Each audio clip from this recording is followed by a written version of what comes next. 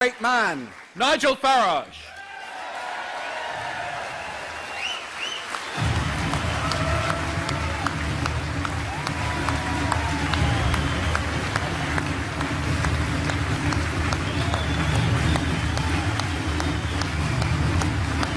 All right.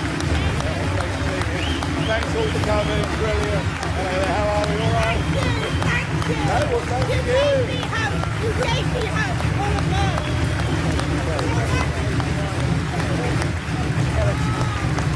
How are you? All right? You well?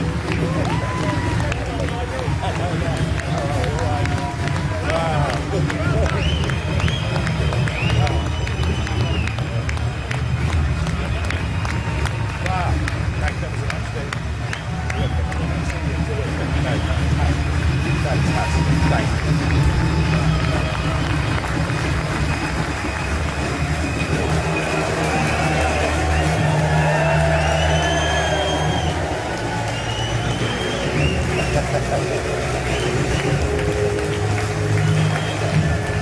Wow. Thank you, thank you, thank you, thank you. Well, ladies and gentlemen, thank you for that fantastic welcome. We did it. We got our country back. And we would not have done it without you, the People's Army of UKIP, and I'm very, very proud of every single one of you. Thank you.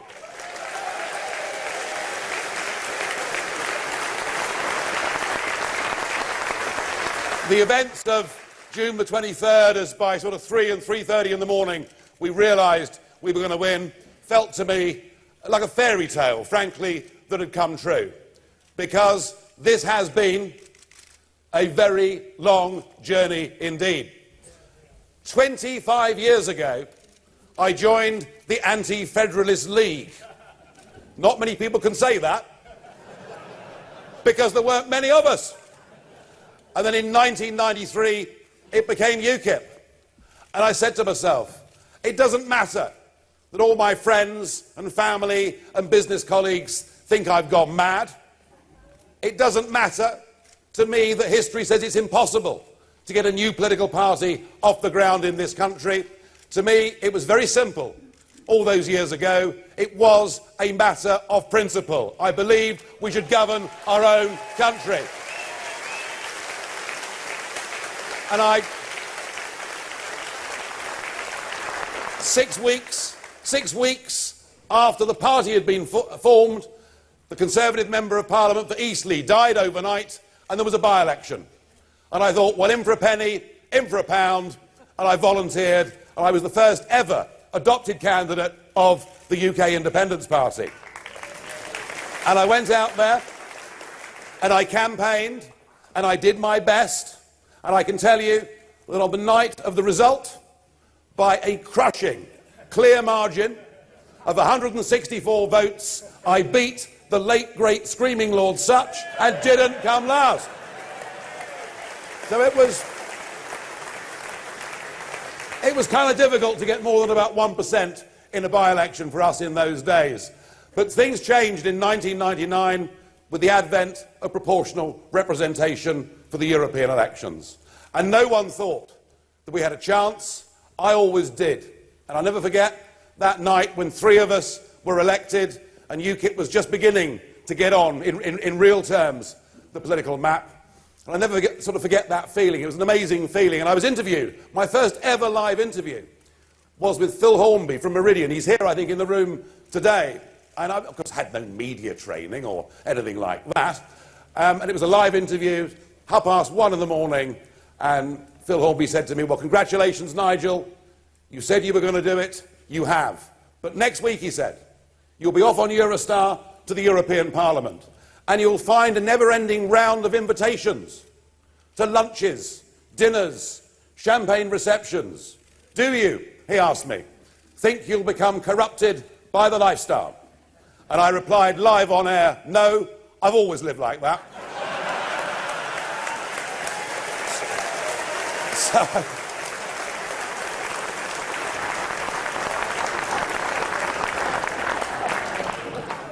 Well, at least it was true. We went on for year after year. Being part of UKIP, it's been like a Big Dipper ride. Successes, dramatic failures, internecine warfare, all the things that happen within any political party. But we first really got onto the political big time early in 2013. Early in 2013, when suddenly the British public realised that what we had to say about the taboo subject, the subject that you were not supposed to discuss in polite company, the subject that New Labour made even raising it as if somehow you were committing a criminal offence. Yes, we weren't frightened to talk honestly and openly about the need for sensible immigration into this country. And we talked about it. And we talked about it, and it was rapidly becoming the #1 issue in British politics, and nobody else would even touch the subject. They couldn't touch the subject because they were all committed to membership of European Union, which meant the free movement of up to 500 million people. So the Eastleigh by-election, suddenly we got a big score. We then went into the county elections of that year. And I remember I was due in Millbank, number 4 Millbank, where all the broadcasters are. I was due in there at about 9 o'clock to do some interviews about UKIP overnight getting 23% of the national vote. And as I got about 100 yards away from the entrance, I saw a big throng of cameramen and photographers. And I thought, crikey, something really big must have happened. And I really was quite oblivious to just what we'd done. We've gone on from there, guys. We won the European elections in 2014.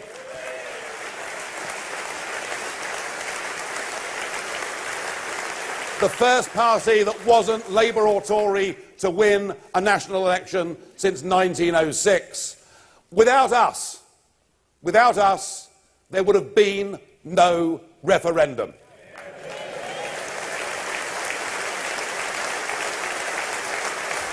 Without you and the People's Army, there would have been no ground campaign. And together, we have changed the course of British history.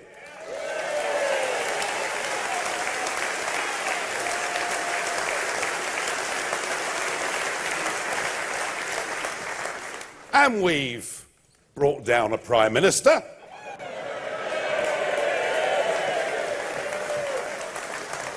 And we've got rid of the Chancellor. I forget what I called him now. And we've got rid of a European Commissioner. I said 4 years ago, I predicted that UKIP would cause an earthquake in British politics. Well, we have. We have.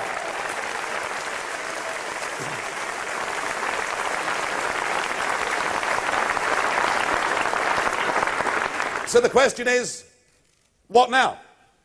We have a new Prime Minister who has said that Brexit means Brexit. A new Prime Minister who, when she started, looked to be very sure-footed on this issue. But I have a feeling that things are beginning to change. When I saw her at the G20, making her speech afterwards, she said that the British people voted in the referendum for some control of immigration from the European Union. No, Prime Minister, we voted to take back control of our borders. Simple as.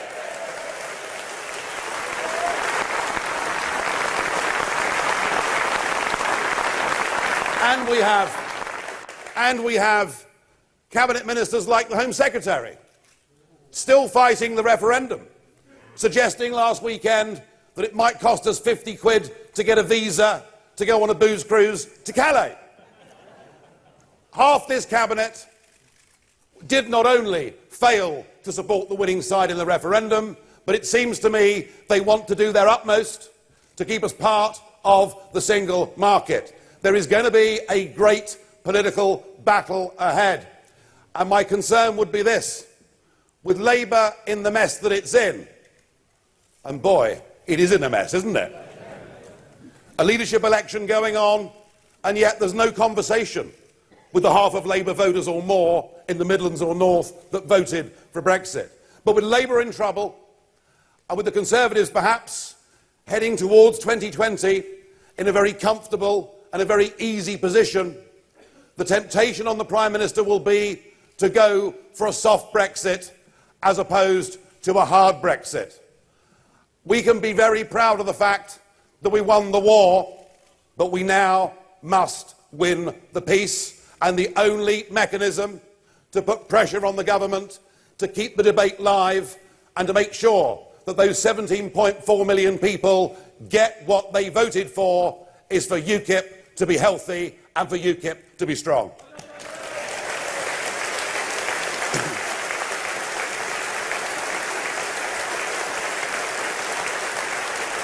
We will find out at 1:30 who our new leader is. And I wish them, I'm guessing it's going to be a her, but we'll see. I wish them the very best of luck. And my job is not to meddle. My job is not to try and influence. But my job will be, if that leader wants any help and advice, then make no mistake about it, I am still foursquare behind this party's and its aims.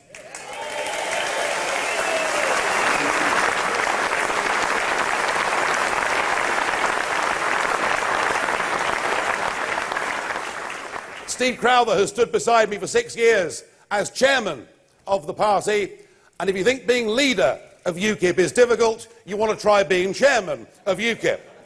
And I have to say that if at some point in time UKIP do get recognised for their contribution to British political life, and bearing in mind that the Liberal Democrats have over 100 life peers in the House of Lords, if anything like that was to come our way, then I think, Steve, you really ought to be top of our list for everything you've done for this party.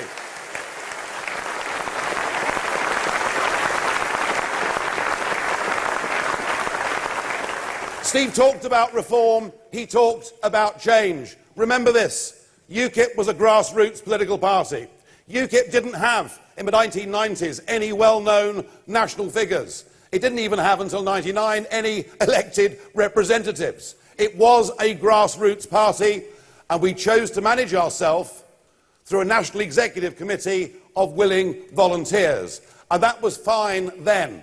But we've moved on, haven't we? We're now the third biggest political party in this country.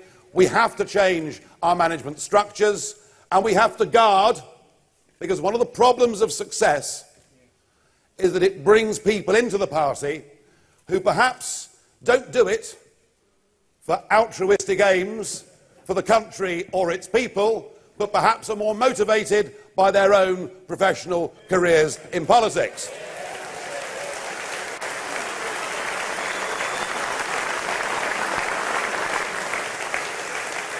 So there are things that need to change. But in essence, I know from that referendum campaign and since, I know this party is united. I know this party is strong. You've only got to look at the by-elections week after week in Kent to see that since the referendum, UKIP is winning. And there are millions of people out there who now identify as UKIP voters. They believe in us. They trust us. They think we're speaking up for them. And the fact that we've changed the centre of gravity of British politics, the fact that many of the things that we've campaigned on, whether it's grammar schools or foreign aid or whatever it may be, the fact the others are talking about it doesn't mean they're going to deliver it. And it's us that has to keep pushing all of those agendas.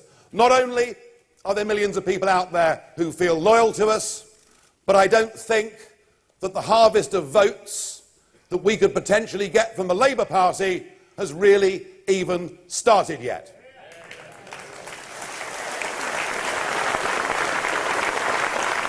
In many ways, Jeremy Corbyn is a very decent and principled man. But he doesn't believe in Britain.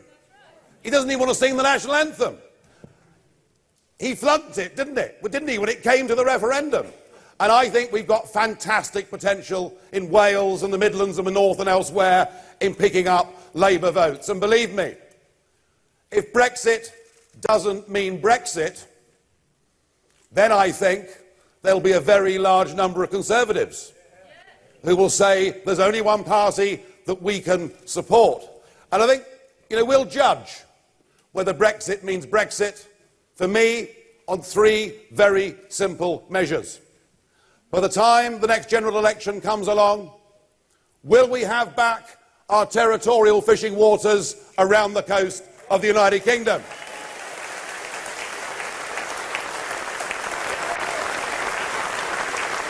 Will we be outside the single market so that the 90% of our businesses that don't trade with Europe don't get regulated by Europe?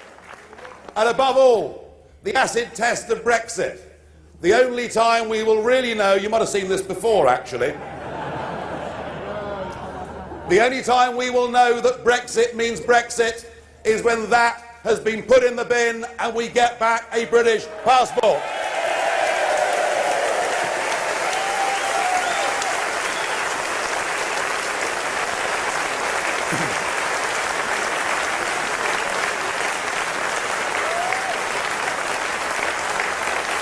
And I have a feeling they're not going to deliver all of that. And I'm certain they won't deliver it unless UKIP is strong and fighting hard in every single constituency in this country. As I say, we've won the war, we must now win the peace. For my part, today closes the chapter on what has been a pretty extraordinary few years. I honestly, looking back, could never really have dreamt that we would achieve what we have. I have put absolutely all of me into this.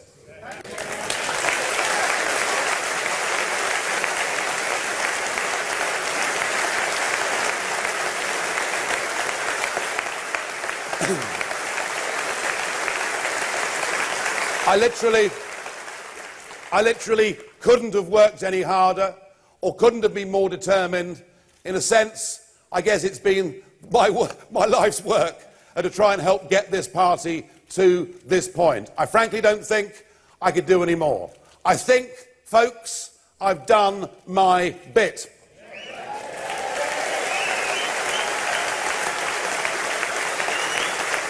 And but I'm not giving up on politics completely. As I say, I will support the new leader. I'm going to continue to lead a group in the European Parliament, sitting next to Mr. Juncker, and making my constructive contributions.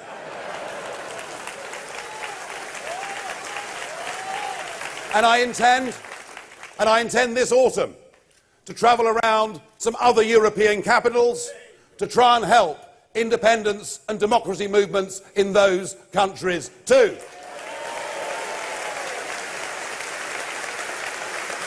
And who knows, I may even go back to the United States of America at some point between now.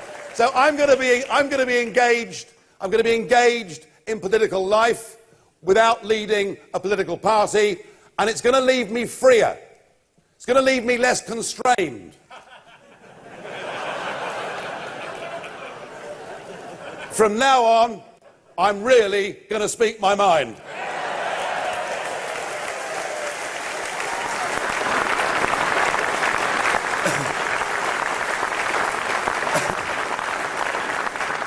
I said, as I toured the country on that wonderful open-top bus and met thousands of you out there, I said, I want my country back.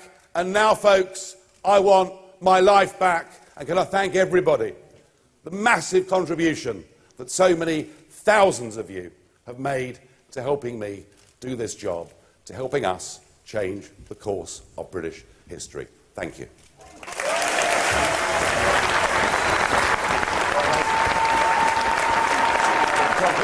Steve.